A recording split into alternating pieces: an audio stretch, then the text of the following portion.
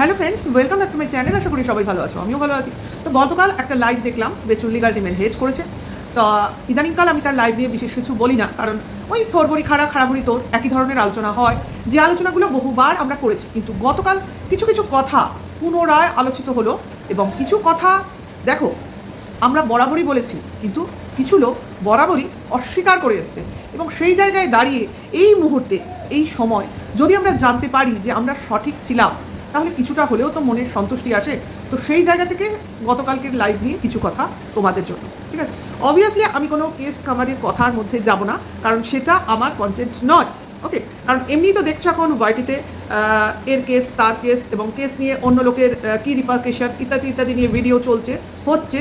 আমিও দেখছি না তা নয়, কিন্তু ভিডিও করার প্রয়োজনীয়তা অনুভব করছি না। কেন করছি না? কারণ এই ম্যাটারগুলোর মধ্যে আমি ঢুকতে চাইছি না। এইটা হলো ফার্স্ট আমার না করার পেছনে কারণ। আর সেকেন্ড হচ্ছে আমি এটাকে নিয়ে ইন্টারেস্ট পাচ্ছি না, ঠিক আছে? ওই যে কে কী কোথায় কোন গলতি করবে তার জন্য তার পেছনে কেস করা হবে, এবং সেই কেস নিয়ে কিছু হয়রানি, এই তো টপিক। তো সেটাকে নিয়ে আমার বলতে ইচ্ছা করে না, কারণ দেখো এটা যার হয়রানি তাকেই করতে হবে। আমাদের অন্যদের সেটা বুঝলেও কোনো লাভ নেই। না আমরা তার সাথে থাকতে পারবো, না আমরা তাকে সাহায্য করতে পারবো, সোজা কথা। হ্যাঁ, যেটা করতে পারবো সেটা হচ্ছে একটা মনোবল বৃদ্ধি করার জন্য তার সাথ দিতে পারি, যে না যখন বিপদে পড়েইছো তখন সেই বিপদ থেকে উদ্ধারের জন্য তোমাকে নিজেকেই চেষ্টা করতে হবে, এছাড়া তো কোনো উপায় নেই। আর সেটাই আমাদের করতে হবে, মানে কোনো রকমভাবে পিছু হটা চলবে না। যখন বিপদে পড়েছি সেই বিপদ থেকে আমাকে নিজে রক্ষা করার জন্য আমার ফ্যামিলির সঙ্গেই আমাকে লড়তে হবে, সোজা কথা। এখানে ফ্যামিলি জড়িয়ে যায় অটোমেটিক্যালি। যেহেতু আমরা বাড়িতে বসে ভিডিও করি, ফ্যামিলির টাইমের মধ্যে দিয়ে নিজেদের টাইম বাঁচিয়ে ভিডিও করছি, তো সেখানে আমাদের ফ্যামিলির কনসেন্টটাও আমাদের কাজে লাগে। অর্থাৎ আমরা যে ভিডিও করি তাতে আমাদের ফ্যামিলির সম্মতি থাকা বিশেষ প্রয়োজন, এমনি তো করতে পারি না।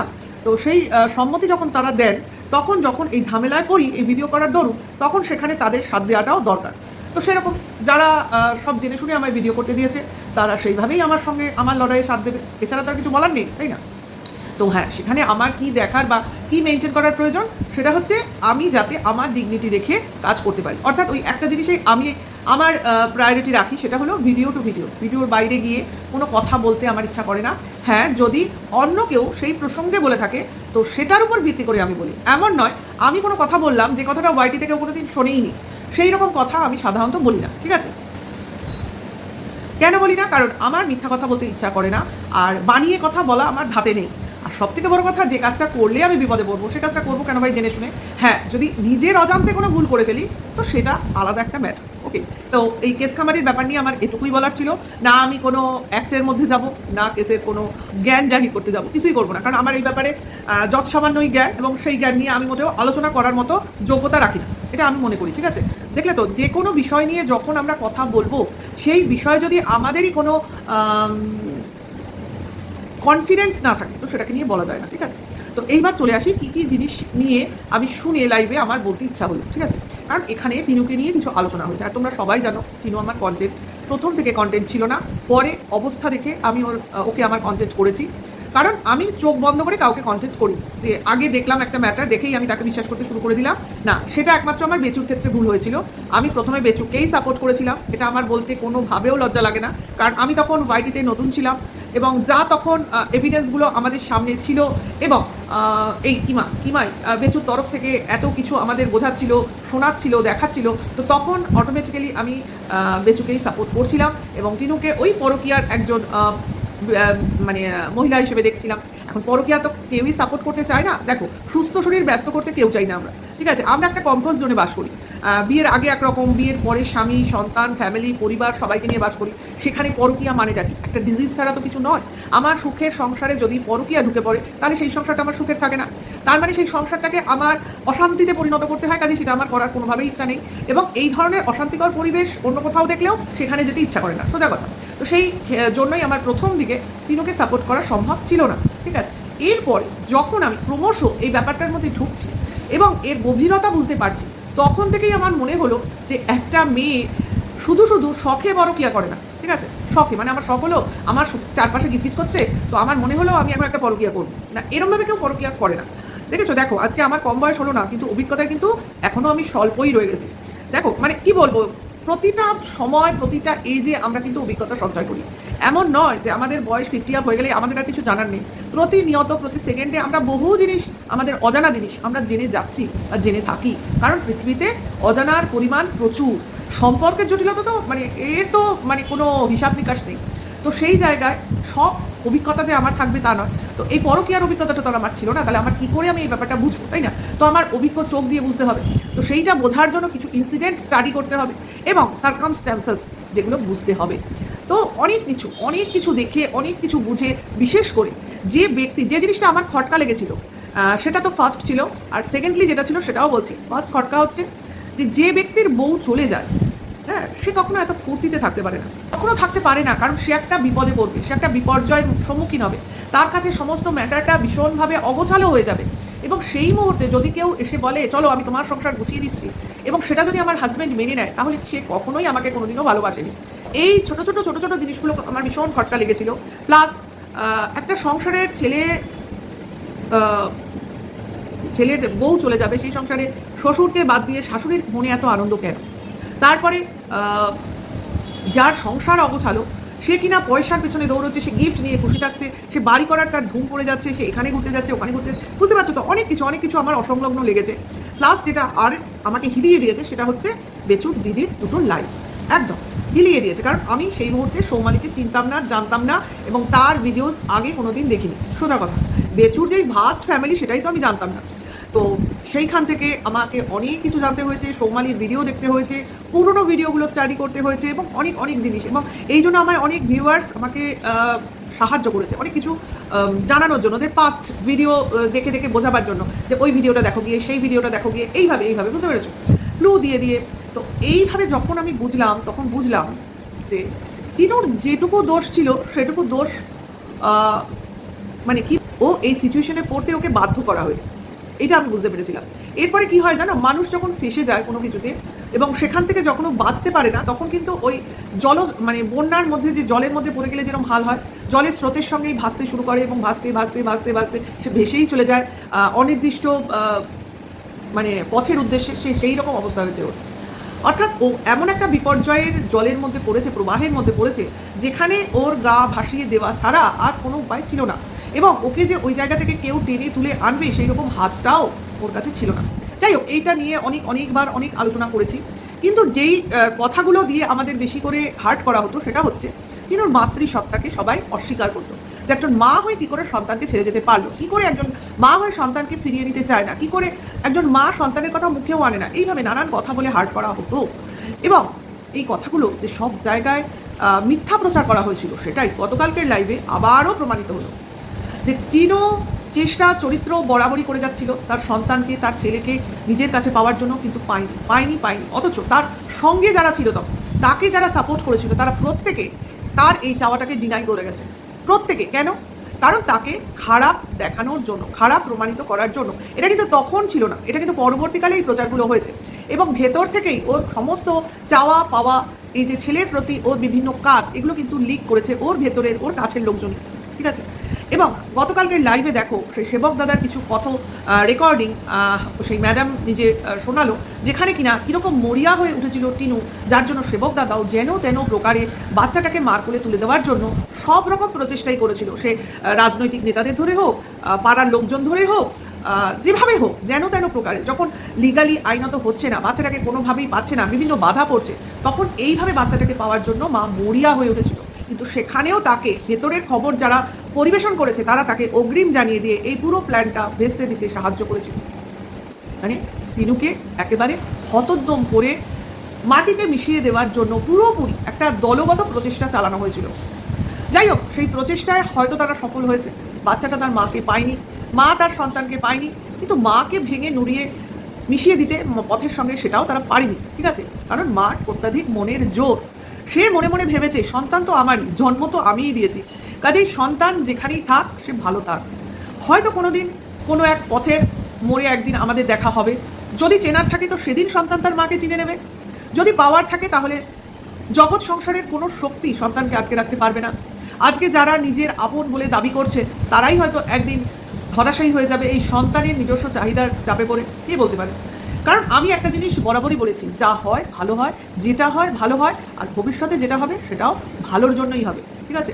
হয়তো আজকে টিনুর যে অবস্থা সেটা হয়তো ওর ভবিষ্যৎটাকে আরও সুন্দর করে দেবে, কে বলতে পারে। আজকে টিনু পশ্চিমবঙ্গের বাইরে তার রিলেটিভদের বিভিন্ন বাড়িতে ঘুরে ঘুরে তার দিন কাটাচ্ছে, ঠিক আছে? তো এই ঘোড়াটা সে নিজের মনের যে গ্লানি, যে একটা নিজের লোকজনদের যে বিট্রে করার ফলে যে মনে একটা আঘাত, এই সমস্ত কিছু ভোলার জন্যই তো সে বাইরে পড়ে রয়েছে, ঘুরে বেড়াচ্ছে, মানে সব কিছু ভুলে নিজেকে আবার নতুন করে তৈরি করতে চাইছে বলতে পারো। তো সেটার জন্য তাকে অনেক প্রচেষ্টা করতে হচ্ছে, অনেক খাটনি করতে হচ্ছে, অনেক রকম প্রশ্নের মুখোমুখিও হতে হচ্ছে, কিন্তু সে কিন্তু তার উদ্যম ছাড়েনি। যাই হোক, কিছু মানুষ থাকে খুবই চাপা স্বভাবের, যারা কিনা ইন্ট্রোভার্ট ক্যারেক্টার, যারা কোনোভাবেই নিজেদের এক্সপ্রেস করতে পারে না, এক্সপ্রেসিভ হয় না। তো সেই রকম টাইপের কিছু লোকের মধ্যেই টিনু পড়ে। কিন্তু এই মেয়েটি যখন প্রচণ্ড ক্ষেপে যায়, তখন প্রচণ্ড আবার হাইপার হয়ে যায়, সেটাও ওর চরিত্রের একটা দোষ বলতে পারো। তো যাই হোক, এই যারা এই টাইপের হয়, অতিরিক্ত চাপা, তারাই কিন্তু চট করে মাথা গরম করে এবং কিছু ভুল পদক্ষেপ নিয়ে ফেলে। তো সেই কিছু ভুল পদক্ষেপের জন্যই টিনুর অনেক কিছু ক্ষতি অনেক সময় হয়েছে। চাইবো নিজেকে আরও কন্ট্রোল করতে ও শিখুক, এবং ইগনোরেন্স পাওয়ারটা ওর মধ্যে যখন প্রবলভাবে রয়েছে, তো সেটাকে ফুললি অ্যাপ্লাই করুক, এটুকুই হচ্ছে ওর প্রতি আমার উপদেশ বলতে পারি, ঠিক আছে? তো সেই লাইফ থেকে জানতে পারছি যে কীভাবে টিনু চেষ্টা করেছিল, কিন্তু এই বেজুর তরফের কিছু লোক নানানভাবে সেই প্রচেষ্টাকে ভেস্তে দিয়েছে। তবে একটা জিনিস এখানে আবার আমার প্রশ্নের তলায় চলে আসে, এই যে লিগাল হেড বেজু, সে এক সময় বলে টিনুর প্রচেষ্টাকে পণ্ড করার জন্য যাতে টিনুরা তার দলবল নিয়ে, মানে তার সঙ্গের লোকজন, এমনকি তোমার চাইল্ড কমিশনের লোক বলো, প্রশাসনের লোক বলো, এই একটা টিম নিয়ে যাতে বেচুর বাড়িতে কখনোই চড়াও না হতে পারে, তার জন্য 144 ধারা জারি করা হয়েছিল। ঠিক সেই মুখেই আবার বলে কিমা যাতে ওই বাড়িতে না যায়, তার জন্য 144 ধারা জারি করা হয়েছে। কথাটা কোনটা সত্যি, কোনটা সত্যি? মানে যখন যেটা বলার দরকার হয় তখনই সেটা সামনে এনে সেটার উপর 144 ধারা জারি করা হয়েছে বলে দেওয়া, মানে ব্যাপারটা কি, কি বলতে চায়, কি বোঝাতে চায়, এটাই আমরা এখনও ক্লিয়ারলি বুঝি না। নিজেকে পাওয়ারফুল বোঝাতে চায়, সেটা তো আমরা বুঝে গেছি, এবং লিগালি কাজ না করে ইললিগালি কাজ করার তার ইন্টারেস্ট আছে, সেটাও বুঝতে পারছি। কারণ উনি সবসময় সবার উপরে গিয়ে ও কি করবে, সে কোথাকার কে, আমি যেটা বুঝবো সেটা করবো, এইরকম বডি ল্যাঙ্গুয়েজে যখন কথা বলে, তখন তো সেটা কোনো আইন মেনে কাজের কথার মধ্যে চলে না, তাই না? যাই হোক, সেটা তার ম্যাটার, তার কাজের পদ্ধতি, সেটা নিয়ে আমার বলার দরকার নেই। কিন্তু একই মুখে একই কাজের দুটো উদ্দেশ্য কি, মানে এক দিলে দুটো পাখি মারতে চেয়েছিলেন? প্রশ্ন এটা, উত্তর পাবো কি পাবো না সে তো ভবিষ্যৎ বলে দেবে। যাই হোক, তাহলে যারা এতদিন, মানে কিছুদিন আগে টিনু তার বাচ্চাকে চাইনি বলে বিশাল একটা হুল্লোড় তুলেছিলেন এবং বলেছিলেন এইরকম মাকে তো আমরা, এই মেয়েটাকে আমরা সাপোর্ট করেছিলাম শুধুমাত্র বাচ্চার খাতিরে, তো আজকে যদি শুনি যে মা বাচ্চাকেই চাইনি, তো তাকে কেন সাপোর্ট করবো, এরকম করে অনেকেই তো ঘুরে গেছিলো, টিনুর তরফ থেকে মুখ পুরো উল্টো দিক করে নিয়েছিল। তো তারা আজকে কি বলবে? তো একটা জিনিস আমি বলতে পারি, মানুষের মন বদলাতে পারে, নিশ্চয়ই পারে, কারণ পরিস্থিতি মানুষকে চেঞ্জ করে দেয়। কিন্তু আমার কাছে এটাই কথা, যে নিজের মন কি বলছে সেটা জানা কিন্তু আগে দরকার, আমার কি মনে হচ্ছে সেটা জানা আগে দরকার। তাহলে তো যে কেউ এসে যে কোনো সময় যে কোনো কিছু বলে আমাকে চেঞ্জ করে দিতে পারে, তাই না? কাজে কোনো একটা পয়েন্টে দাঁড়িয়ে নিজের প্রশ্ন করাটা তখন কিন্তু জরুরি হয়ে পড়ে, যে আজকে একটা মা চাইছিল কিনা তার বাচ্চাকে, সেটা কিন্তু আমাদের থেকে বেশি কেউ জানে না। কারণ আমরা তো ডাইরেক্ট কথা বলেছি টিনুর সাথে, বলিনি কি? যারা বলেছে বা টিনুর সঙ্গে সাপোর্ট করেছে তারা প্রত্যেকেই বলেছে, বলেনি কি? তাহলে তারা কি জানে না যে টিনু বাচ্চাকে চেয়েছিল কিনা? এটা আমার প্রশ্ন। আমি কারোর কথা বলবো না, আমরা তো নিজেরা প্রথমে যারা টিনুর সঙ্গে কথা বলেছি তারা প্রত্যেকেই জানি। তবে এটুকু তোমাদের বলতে পারি, টিনু কোনোদিনও ফোকলাকে পছন্দ করে, এটুকু আমি বলতেই পারি, ঠিক আছে? শোনো, মানুষ যখন কাউকে পছন্দ করবে না, তখন কিন্তু তার ভালোটাই চাইবে। যেরকমভাবে গতকাল তোমার ওই ম্যাডাম বললেন যে টিনু কিন্তু কখনো নিজের জন্য কিচ্ছু বেচুর কাছ থেকে চাইনি, এমনকি সে খোর পোষটাও দাবি করেনি, কারণ সে কখনো চায়নি যে বেচুর কোনো খারাপ হোক। তার জন্যই বেচুর সম্বন্ধে খারাপ কোনো কথা কিন্তু টিনুর মুখে একমাত্র ওই চুল্লুকর ছাড়া কিছু শোনা যায়নি। কারণ সে কিন্তু খুব রেগে ওই কথাটা বলেছিল, কারণ হয়তো ওর তরফ থেকে কিছু হয়েছিল যে জায়গাটায় ওর আপত্তি ছিল। অনেকেরই আপত্তি থাকে ভাই, যে এই জিনিসটা আমি অপছন্দ করি, ঠিক আছে? চুল্লু খাওয়া কোনো বিশাল অপরাধের মধ্যে পড়ে না, কিন্তু যার বউ তার অপছন্দ থাকতেই পারে, তো সেই রকম সেটা ওর অপছন্দ ছিল বলে ওটাও বলেছে। এছাড়া ওর চরিত্রের কোনো দোষ নিয়ে কোনোদিনও টিনু কিন্তু কিছু বলেনি, ঠিক আছে? মানে আমি শুনিনি বা আমাদের তরফ থেকে কেউই সরেনি, আমার যতদূর আমার জ্ঞান আছে, ঠিক আছে? আর কখন রেগে গেছিল, যখন কিনা এই বেচুই টিনুর বাবাকে খৈনিখোর নাকি একটা বলেছিল, তখন কিন্তু টিনু একটু রেগে গেছিল। আরে ভাই, যে কোনো ছেলে মেয়ে তার বাবাকে বললে রেগে যাবি, তো সেই দিক দিয়ে বলেছিল। ব্যাস এটুকুই আমার আলোচনার বিষয়বস্তু ছিল, যেটা কিনা তোমাদের সামনে আমি তুলে আনলাম, যে এই জিনিসটা শুনে বা দেখে আমার সত্যিকারের খুব ভালো লাগছে।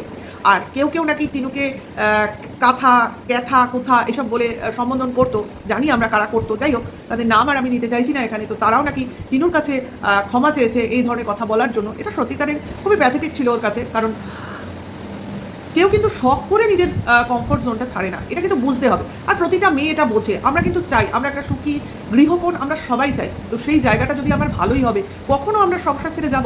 আরে আমাদের সংসারে যদি ঝামেলাও হয়, ঝামেলা আমরা মিটিয়ে নিতে চেষ্টা করি, কারণ আমরা কমফোর্ট জোনটাকে বাঁচিয়ে রাখতে চাই। তাহলে কখন মানুষ সেই জোনটাকে ছেড়ে যেতে চায়, এটা তো বুঝতে হবে, তাই না? ওর সংসার যদি এতই ভালো হতো, স্বামী যদি এতই ভালো হতো, ওর শাশুড়ি যদি এতই ভালো হতো, তাহলে ও ওই সংসারে আজকে ফিরে যেত এবং ওর ফ্যামিলি মেম্বাররা যাদের ও ছেড়ে এসে তারাও ওকে প্রাণ করে সংসারে ফিরিয়ে নিয়ে যেতে চাইতো। এটা কিন্তু কখনোই হয়নি, বেচুদের তরফ থেকে হয়ইনি। তবু টিনুর বাবার তরফ থেকে শোনা গেছে এবং টিনুর শ্বশুরের মুখ থেকেও আমি শুনেছি, যেটা শুনেছি তো সেটা বলবো। তো এটুকুই আলোচনার ছিল। কেমন লাগলো, কীরকম বুঝলে অবশ্যই কমেন্টস বক্সে জানিও। ভালো লাগলে লাইক কমেন্ট শেয়ার হাই করো। যদি কিছু আরও বললে ভালো হতো, কিছু মিস করে গেছি, তো তোমরা অনেকেই কমেন্টসের মাধ্যমে আমার মনে করিয়ে দাও, তো সেটাও করো। আর সবাই ভালো থেকো, সুস্থ থেকো, এখনকার জন্য এইটুকু। নেক্সট ভিডিওয়ে খুব তাড়াতাড়ি আবার আসবো। Tata, by.